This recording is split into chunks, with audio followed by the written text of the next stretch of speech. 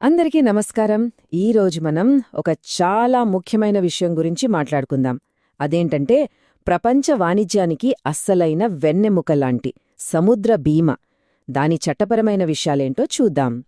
మరి ఇంత పెద్ద మొత్తంలో సరుకులు ఇంత ప్రమాదకరమైన సముద్ర ప్రయాణాలను ఎలా దాటుతున్నాయి? కేవలం ఓడ బలంగా ఉందని అనుకుంటే పొరపాటే. దీని వెనక ఒక చాలా శక్తివంతమైన లీగల్ కాన్సెప్ట్ ఉందన్నమాట. సరే, ఈ టాపిక్లోకి మనం లోతుగా వెళ్దాం.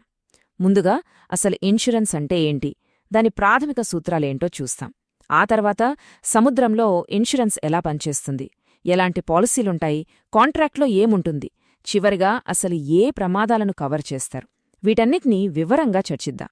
మరైతే నేరుగా సముద్ర బీమా గురించి తెలుసుకునే ముందు అసలు ఏ ఇన్సూరెన్స్ కాంట్రాక్ట్ అయినా సరే కొన్ని ప్రాథమిక సూత్రాల మీద ఆధారపడి ఉంటుంది. అవేంటో ముందు చూద్దాం. ఇది చాలా చాలా బేసిక్ రూల్ అనమాట. మీకొక వస్తువు మీద ఆర్థికంగా నష్టం జరిగే అవకాశం ఉంటేనే దానికి మీరు బీమా చెయ్యగలరు. ఉదాహరణకి, మీ సొంత ఓడ ఉందనుకోండి, అది మునిగిపోతే మీకు నష్టం వస్తుంది, కాబట్టి మీరు దానికి ఇన్సూరెన్స్ తీసుకోవచ్చు. అంతేగాని ఎవరిదో ఓడచి మనం ఇన్సూరెన్స్ తీసుకోలేం, ఎందుకంటే దానివల్ల మనకు నేరుగా ఆర్థిక నష్టం ఉండదు కదా. దీన్నే ఇన్సూరెన్స్ భాషలో ఇన్సూరబుల్ ఇంట్రెస్ట్ అంటారు. ఇంకో ముఖ్యమైన పాయింట్ ఏంటంటే, ఇన్సూరెన్స్ అనేది నష్టాన్ని పూడ్చడానికే కాని లాభం సంపాదించడానికి కాదు. అంటే నష్టం జరగక ముందు మీ ఆర్థిక పరిస్థితి ఎలా ఉందో మిమ్మల్ని మళ్లీ అదే స్థితికి తీసుకురావడం దీని లక్ష్యం.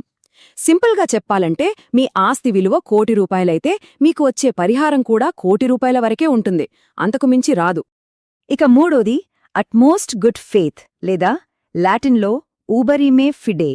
దీని ప్రకారం ఇన్సూరెన్స్ తీసుకునేవాళ్లు, ఇచ్చేవాళ్లు ఇద్దరూ తమకు తెలిసిన అన్ని నిజాల్ని నిజాయితీగా ఒకరికొకరు చెప్పుకోవాలి. ముఖ్యంగా ఇన్సూరెన్స్ కంపెనీ పాలసీ తీసుకునే వ్యక్తి చెప్పే సమాచారం మీదే కంప్లీట్గా ఆధారపడుతుంది. అందుకే ఇది చాలా ముఖ్యం. రైట్, ఇప్పటిదాకా మనం జనరల్ ఇన్సూరెన్స్ ప్రిన్సిపల్స్ చూసాం. ఇప్పుడు వీటిని ప్రత్యేకంగా సముద్ర వాణిజ్యానికి, అంటే మెరీన్ ఇన్సూరెన్స్కి ఎలా అప్లై చేస్తారో చూద్దాం. ఇది చూడండి, మన భారతదేశ సముద్ర బీమా చట్టం 1963 ప్రకారం మెరైన్ ఇన్సూరెన్స్కి ఇది అఫీషియల్ డెఫినేషన్ అన్నమాట. సో ఈ నిర్వచనాన్ని బట్టి మనం అర్థం చేసుకోవాల్సింది ఏంటంటే, మెరైన్ ఇన్సూరెన్స్ అంటే కేవలం ఓడకు మాత్రమే కాదు, ఆ ఓడలో ఉన్న సరుకు, దాని రవాణా కోసం చెల్లించే ఛార్జీలు, ఇలా సముద్ర ప్రయాణంలో ప్రమాదానికి గురయ్యే ప్రతిదానికి ఈ ఇన్సూరెన్స్ వర్తిస్తుంది. అన్ని సముద్ర ప్రయాణాలు ఒకేలా ఉండవు కదా. కొన్ని చిన్నవి, కొన్ని పెద్దవి, కొన్ని ఒకే ట్రిప్, కొన్ని సంవత్సరం మొత్తం తిరుగుతూనే ఉంటాయి. సో వాటికి తగ్గట్టే వాటిని రక్షించే ఇన్సూరెన్స్ పాలసీలు కూడా రకరకాలుగా ఉంటాయి. ఇక్కడ స్క్రీన్ మీద చూస్తే ఇవి కొన్ని ప్రధానమైన పాలసీల రకాలు. Voyage policy, time policy, mixed, valued, unvalued, ఇలా ప్రతి అవసరానికి తగ్గట్టు ఒక ప్రత్యేకమైన పాలసీని డిజైన్ చేశారు. వీటిలో రెండింటి మధ్య తేడా చాలా సింపుల్. వాయేజ్ పాలసీ అంటే ఒక ప్రయాణానికి సంబంధించింది. అంటే చెన్నై నుంచి సింగపూర్ వెళ్లే ఓడకు ఆ ప్రయాణం పూర్తయ్యే వరకే కవరేజ్ ఉంటుంది. అదే టైం పాలసీ అనుకోండి, ప్రయాణంతో సంబంధం లేకుండా ఒక నిర్దిష్ట కాలానికి, అంటే ఒక సంవత్సరం పాటు కవరేజ్ ఇస్తుంది. తేడా ప్రయాణానికా లేక సమయానికా అనేదే. సరే, పాలసీలు రకరకాలుగా ఉన్నాయని చూశాం. మరి ఆ పాలసీ డాక్యుమెంట్లో ఏముంటుంది? అందులో కొన్ని చాలా కీలకమైన క్లాజెస్, అంటే నిబంధనలు ఉంటాయి. ఇవి ఇద్దరికీ రూల్స్ లాంటివే అన్నమాట. ఇక్కడ చాలా ఇంట్రెస్టింగ్ విషయం ఏంటంటే, ఈ మరైన్ పాలసీని చాలా సులభంగా వేరొకరికి బదిలీ చేయొచ్చు.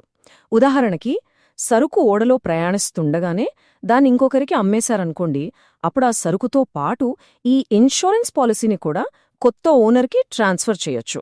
ఇది గ్లోబల్ ట్రేడ్లో చాలా కీలకం. ఇంకా కొన్ని ముఖ్యమైన క్లాజెస్ ఉన్నాయి. ఉదాహరణకి, వేర్హౌస్ టు వేర్హౌస్ క్లాజ్. దీని ప్రకారం ఇన్సూరెన్స్ కవరేజ్ సరుకు అమ్మేవాడి గిడ్డంగిలో మొదలై కొనేవాడి గిడ్డంగికి చేరే వరకు ఉంటుంది. అంటే డోర్ టు డోర్ లాగా అన్నమాట. ఇక స్యూ అండ్ లేబర్ క్లాజ్ ఏంటంటే, ఏదైనా ప్రమాదం జరిగినప్పుడు నష్టాన్ని తగ్గించడానికి పాలసీదారుడు తన వంతు ప్రయత్నం చెయ్యాలి.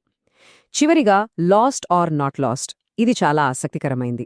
పాలసీ తీసుకునే టైంకే సరుకు నష్టపోయినా సరే ఆ విషయం పాలసీదారుడికి తెలియకపోతే ఇన్సూరెన్స్ వర్తిస్తుంది. సరే, ఇవన్నీ బానే ఉన్నాయి. కానీ అసలు పాయింటేంటి? పాలసీ ఏ నష్టాలను కవర్ చేస్తుంది? చట్టం ప్రకారం సముద్రంలో జరిగే ప్రతి ప్రమాదం ఇన్షూరెన్స్ కిందికి రాదు. మరి ఏవి వస్తాయి? ఇక్కడ పెరల్స్ ఆఫ్ ద సీ అనే పదం చాలా ముఖ్యం. అంటే అనుకోకుండా ఊహించని విధంగా జరిగే ప్రమాదాలు మాత్రమే. సముద్రంలో సాధారణంగా ఉండే సవాళ్లకి, ఇలా దొడ్డుమట్టుగా జరిగే ప్రమాదాలకి చట్టం చాలా స్పష్టమైన తేడా చూపిస్తుంది. దీన్ని మనం బాగా గుర్తుపెట్టుకోవాలి. మామూలుగా వీచే గాలులు, సాధారణ అలల వల్ల ఓడకు అయ్యే చిన్న చిన్న డ్యామేజీలు ఇన్షూరెన్స్ కింద కవర్ అవ్వవు. ఎందుకంటే అవి ప్రయాణంలో సహజం. కానీ హఠాత్తుగా పెనుతుఫాను రావడం, ఓడ మునిగిపోవడం లాంటివి ఊహించనివి కాబట్టి ఖచ్చితంగా కవర్ అవుతాయి. సింపుల్గా చెప్పాలంటే ఇన్షూరెన్స్ అనేది యాక్సిడెంట్స్కి, అంతేకాని ప్రతిసారీ జరిగే వేరంటేర్కి కాదు. ప్రపంచ వాణిజ్యం రోజురోజుకీ మారిపోతోంది. వేగం పెరుగుతోంది, టెక్నాలజీ మారుతోంది. మరి దశాబ్దాల క్రితం రాసిన ఈ చట్టాలు ఈ కొత్త సవాళ్లకు, అంటే ఆటోమేటిక్ షిప్లు, సైబర్ దాడులు లాంటి వాటికి ఎలా సర్దుబాటవ్వాలి? ఇదిప్పుడు ఆలోచించాల్సిన చాలా పెద్ద ప్రశ్న.